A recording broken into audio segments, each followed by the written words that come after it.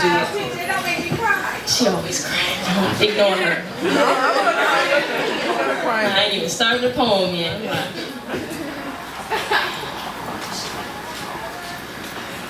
You were more beautiful than a white rose because you bloomed every time you laughed.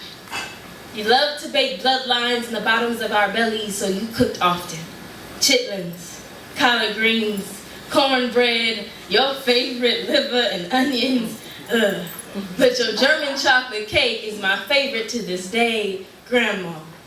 You cooked soul food as if you understood that soul food has nothing to do with the color of skin your soul was wrapped in. Yours was vanilla, but your soul was cocoa. My blonde hair, blue-eyed reminder of Jim Crow family values. You were a flower rooted in a Midwest garden, fertilized by Holocaust histories and German heritage, but your childhood was fertilized more by prejudice, you see. Great-granddaddy couldn't love a daughter who loved niggas, so he quickly clipped you from his family tree. So because of him, I hate being called things like light skin, red bone, high yellow, or any other color-coded connotation of a complexion that is evidence of Indian, African, and German blends. See, these are labels and markings of great-grandparents who would have spit on me faster than a grand dragon if they saw me in the streets.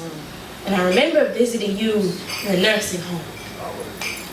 It smelled like dying love and forgotten family ties, but it wasn't the smell I didn't understand. It was your fading smile, my very own Anne Frank. You hid in an attic of strength and stubbornness. You hid your war with cancer well, but when big tobacco gave you gas chamber lungs for Christmas, I watched ICUs turn concentration camps as you were treated according to the strength of your insurance policy, while we argued outside with doctors to prove we were your family. And I never concentrated on things like that until now. Keep going. Now that you've come and gone. See, I was a freshman in college when you died, learning how a young girl blooms into a young woman pollinated by infidelity. See, like you, Grandma, I lived wildly. But when my mother planted rose bushes in the backyard, I didn't understand, but now I know they were such an appropriate choice because you were our white rose.